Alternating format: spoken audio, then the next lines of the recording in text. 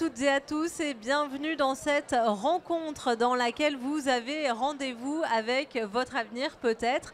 Cette rencontre, elle est sur le thème journalisme, communication et marketing. Et j'ai rendez-vous, vous avez rendez-vous avec la directrice des études du premier cycle de l'ISEG. Bonjour Coralie Comblaise. Bonjour. Soyez la bienvenue et on va commencer sans plus attendre avec la thématique de cette émission qui est les nouveaux modes de communication des marques, la technologie au service du marketing. Dans moins de 30 minutes, vous allez pouvoir savoir s'il y a crush ou pas avec cette thématique et pourquoi pas également avec l'ISEG puisque nous en avons aujourd'hui une représentante à mes côtés. C'est parti pour la première partie de cette émission, le speed dating.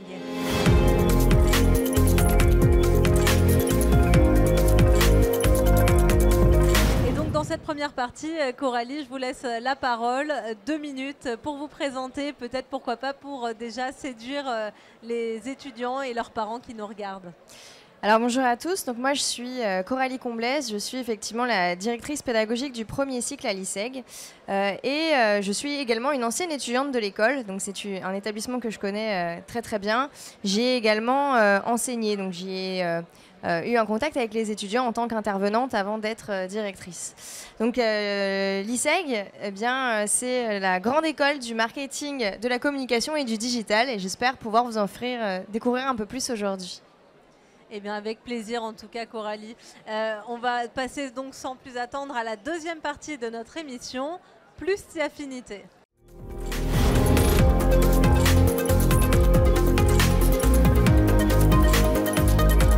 Et donc pour savoir si un avenir commun peut se dessiner entre vous et l'univers de la communication, eh bien, on va justement en savoir plus avec...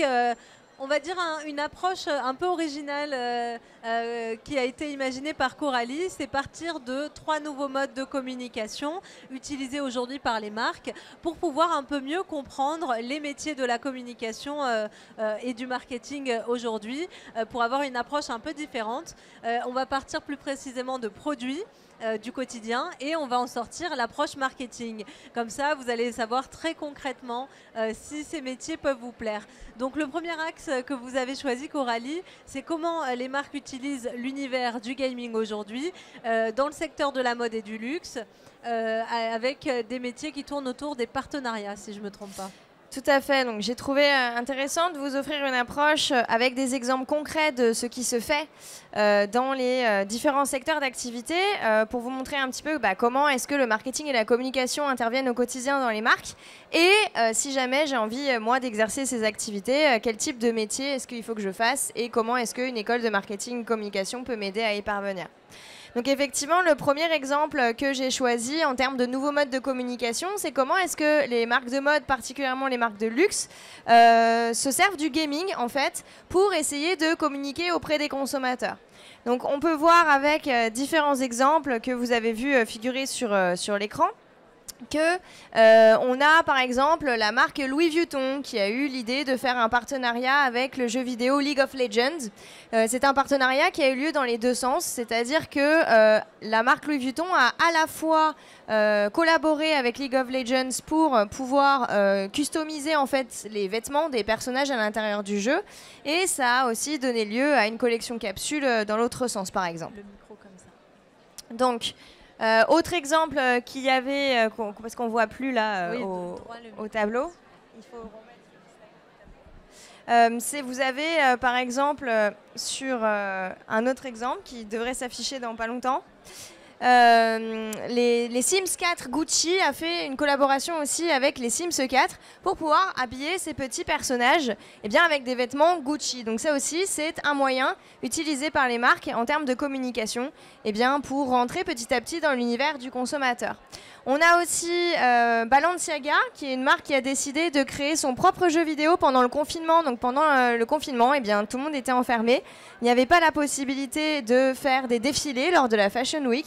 Et la marque a décidé, par exemple, de sortir ses collections sous forme de jeux vidéo. Donc elle a créé un jeu qui s'appelle Afterworld, auquel de nombreux consommateurs ont pu jouer et découvrir les vêtements de la marque de cette manière. Nous avons Burberry aussi, qui a lancé un petit jeu de surf sur mobile pour sensibiliser les les clients, et Animal Crossing qui a fait de nombreuses collaborations. Donc Animal Crossing, c'est un des jeux vidéo qui a été les plus exploités pendant le confinement, justement parce que les gens étaient enfermés, encore une fois. Il y avait un aspect très communautaire. Entre autres, par exemple, ils ont fait une collaboration avec la marque Suprême. Donc il était également possible d'habiller ces petits personnages avec des vêtements de la collection. Donc, tout ce qui est ce type de collaboration, c'est tout à fait accessible à certains métiers de marketing et de la communication, puisque les gens qui sont derrière ce type de collaboration, ce type de mise en place, ce type de décision, ce sont des gens qui sont en fait acteurs du marketing et de la communication. Donc, j'ai choisi de vous présenter deux métiers en particulier qui représentent ça. D'un côté, en termes de marketing, eh bien, on a chef de produit, brand manager. Et de l'autre, on a responsable communication. Et quels sont leurs rôles justement à ces personnes ? Alors, le chef de produit brand manager, qui est une fonctionnalité primaire du marketing, son objectif, c'est de développer des produits et d'améliorer l'image de la marque. Donc, si je suis chef de produit marketing, mon rôle, ça va être de développer des nouveaux produits ou des nouveaux services qui vont servir à la marque, qui vont permettre d'innover. Et le côté brand management, eh bien, c'est pour améliorer l'image de la marque auprès du consommateur. Donc, typiquement, les gens du service marketing qui ont eu l'idée de faire ce type de collaboration en termes de gaming, ce sont des gens qui sont issus de ce métier-là. Et puis, j'ai également le responsable communication. Donc, lui, son rôle, alors là, on est plus communication que marketing. Hein. Son rôle, c'est de faire connaître les nouveautés de la marque et d'acquérir des nouveaux consommateurs, puisque bien évidemment, lancer des nouveaux produits, c'est une chose, mais si on ne communique pas sur ces nouveautés, il est impossible pour les gens de savoir qu'elles existent. Et donc là, c'est le rôle du responsable de communication de communiquer sur les partenariats qui ont été faits entre la marque et une autre marque, par exemple. Et notamment les visuels que nous avons vus et que vous avez commentés. Tout à fait. Et donc, vous avez choisi également de travailler sur un deuxième axe, de parler de réalité augmentée et de l'utilisation des filtres sur les réseaux sociaux, je crois, pour nous parler des métiers, encore une fois. Tout à fait. Alors les réseaux sociaux, c'est quelque chose qui est incontournable aujourd'hui. Hein. Je pense que vous le savez tous, ça fait un moment que ça s'est développé. On a commencé avec des réseaux sociaux tels que Facebook, Twitter, Instagram. Aujourd'hui, on a Snapchat qui est extrêmement développé, également TikTok. Et les métiers du marketing et de la communication sont tout à fait capables aujourd'hui de capitaliser sur ce genre de technologies et de fonctionnalités qu'on utilise au quotidien pour promouvoir également des produits ou des services. Donc sur les petites images que vous allez voir apparaître, eh bien, il y a différents exemples de marques qui ont pu utiliser ce genre de technologie, comme quoi on peut tout à fait utiliser les réseaux sociaux pour autre chose que du divertissement personnel. Donc par exemple, en haut à gauche, vous avez la marque Lancôme qui utilise la réalité augmentée, donc les filtres pour les réseaux sociaux, pour pouvoir faire tester aux gens le maquillage en fait. De manière générale, c'est une technologie qui est très utilisée par exemple comme des marques telles que L'Oréal, qui a racheté une start-up qui s'appelle Modiface et qui est en charge exclusivement que de ça. J'ai aussi la possibilité sur les réseaux sociaux de faire du social selling, ce qu'on appelle.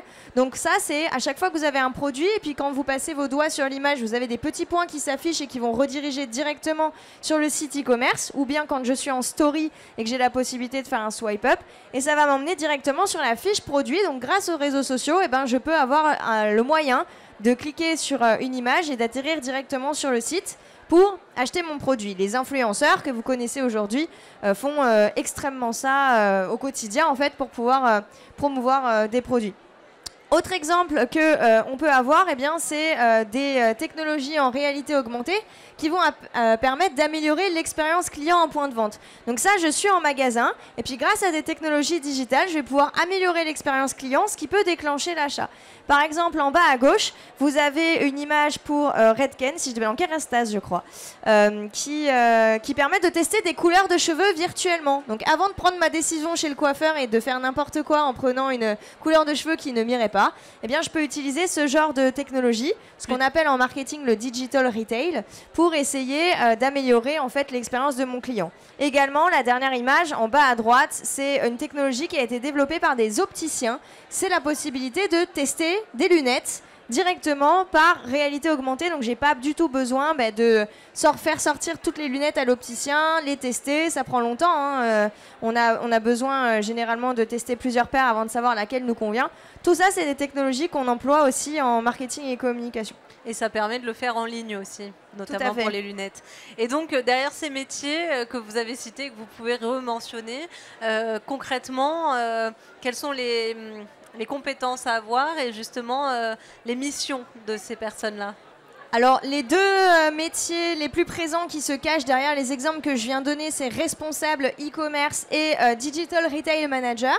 Donc, le responsable e-commerce, lui, il va être en charge de toute la vente en ligne, que ce soit sur le site internet ou sur les réseaux sociaux. Donc, l'objectif, c'est de maximiser les ventes en passant par un site internet ou un réseau social en plus du point de vente physique, voire même des fois à la place du point de vente physique, parce qu'il y a de plus en plus de marques qui ne sont présentes qu'en ligne et qui n'ont pas de magasin parce que ça coûte trop cher, surtout les nouvelles marques qu'on vient de voir se créer petit à petit. Et donc le responsable e-commerce, il est en charge de ça. Il est en charge de maximiser les ventes de produits ou les services sur Internet, que ce soit sur le site e-commerce ou les réseaux sociaux. Et le Digital Retail Manager, lui, son objectif, eh bien, ça va être d'optimiser la vente en magasin pour le coup. Parce que, à l'ère du digital, les gens, ils préfèrent généralement acheter en ligne, ça va plus vite, ça évite de se déplacer. Donc, il faut redonner envie aux clients parfois de retourner en magasin pour qu'il ait re-accès à l'image de marque et qu'on puisse améliorer sa relation client. Mais aujourd'hui, le consommateur, il va plus venir en magasin pour venir en magasin. Il va venir en magasin parce qu'il a envie d'y vivre une expérience. Et donc, pour améliorer cette expérience-là, eh bien, le Digital Retail Manager, lui, il va être en charge d'améliorer l'expérience client, de faire en sorte que venir en magasin, ce soit beaucoup plus fun pour qu'on puisse aussi optimiser les ventes de produits et de services. Et pour que ce soit plus fun, on va aussi passer à la suite de notre émission, l'heure des confidences.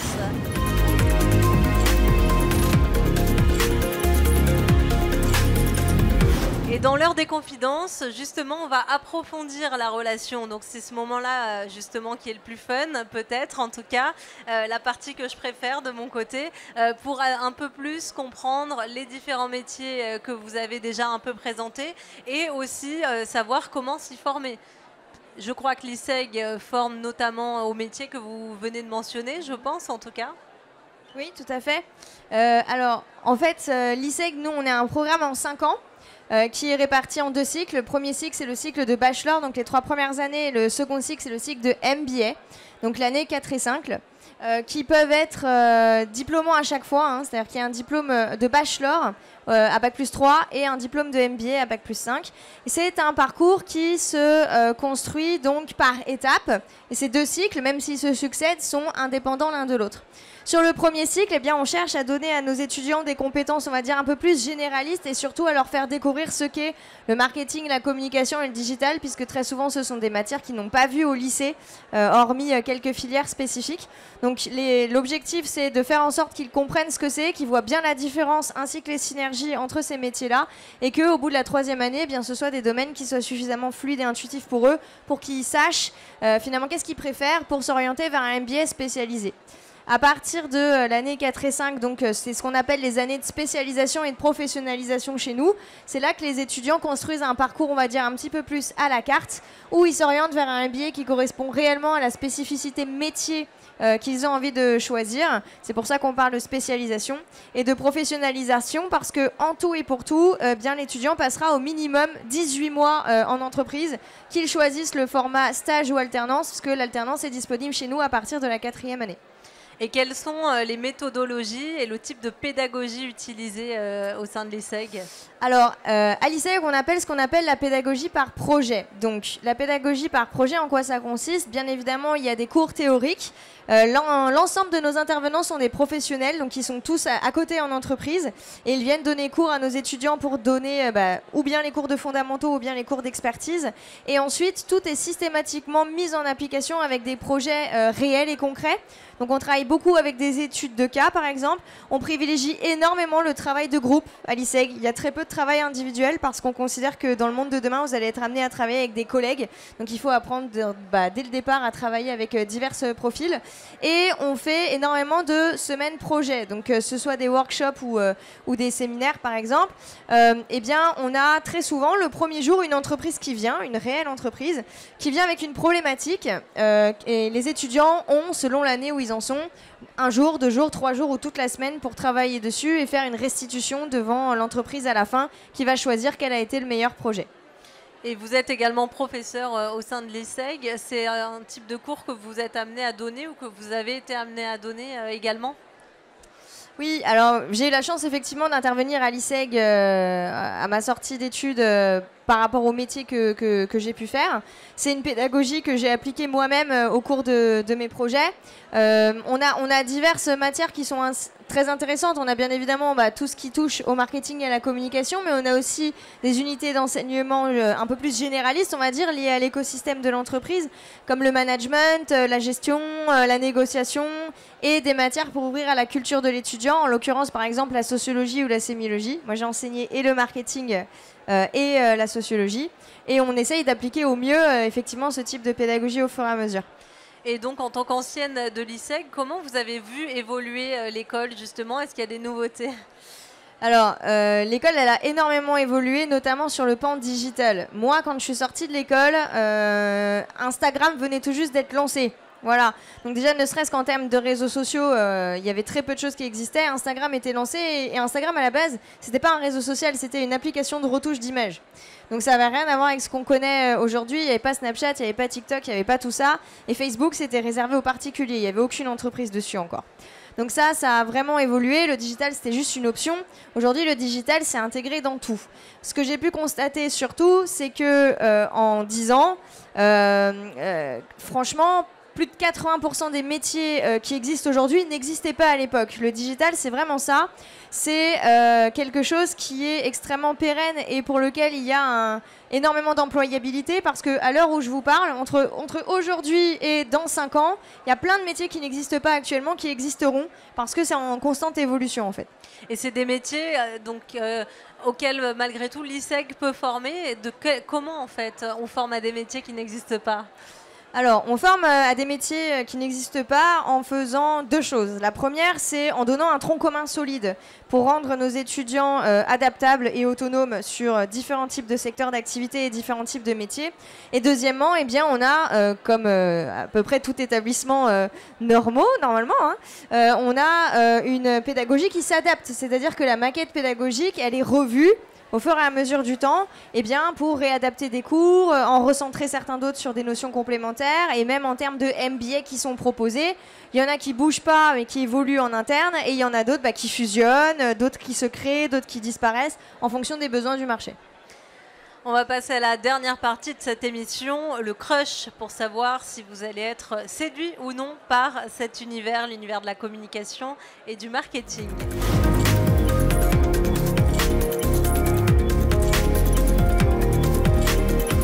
Et donc dans cette dernière partie, on va tenter le tout pour le tout. En tout cas, on va donner toutes les informations aux personnes qui nous regardent pour justement déterminer si c'est un secteur qui peut les intéresser ou non.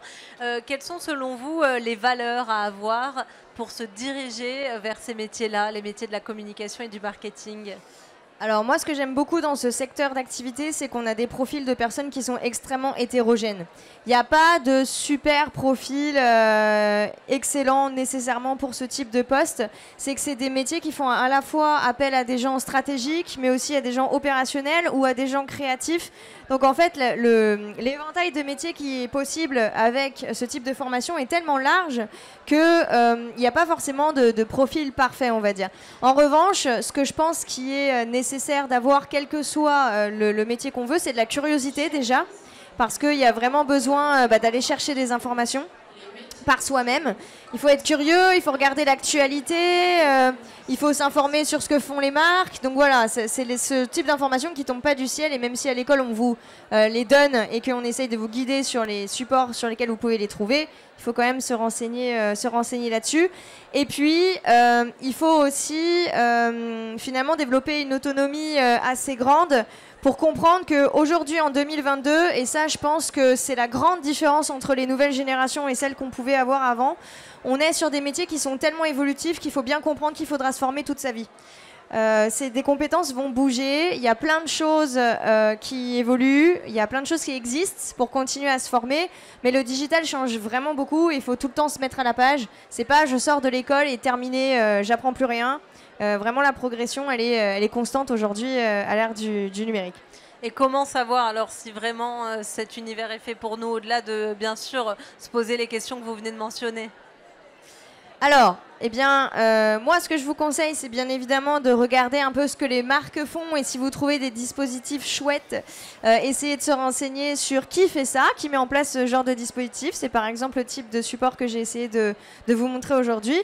Maintenant, si vous voulez en découvrir un petit peu plus sur les métiers du marketing et de la communication, eh bien, je vous invite ou bien à nous voir en journée porte ouverte. Comme ça vous nous permettra de vous présenter un petit peu plus le programme au fur et à mesure et exactement ce qu'il y a comme cours pour savoir si ça peut vous plaire. Ou bien, encore mieux, de venir à ce qu'on appelle une journée d'immersion. Donc nous, on propose des journées d'immersion gratuites à l'ISEG sur lesquelles il est possible de s'inscrire. Donc pendant une après-midi, on a des lycéens qui viennent et on leur fait faire un petit exercice, typiquement le genre d'exercice que nos étudiants font. Donc ils sont en groupe, accompagnés par nos étudiants et on essaye de leur montrer qu'est-ce que ça peut donner. Ils peuvent voir comment se passent les cours à l'ISEG une après-midi pour tester. C'est déjà un bon pôle. En effet, ça permet de bien se projeter. Et l'ISEG, en 3 mots, pour vous, ce serait quoi? L'ISEG, je dirais que c'est une école dynamique, déjà, joyeuse aussi, parce qu'il y a globalement une bonne ambiance qui est assez importante, et innovante, parce qu'elle essaye toujours de rester bien à la pointe de ce que le marché demande. Merci beaucoup, Coralie. Merci à vous.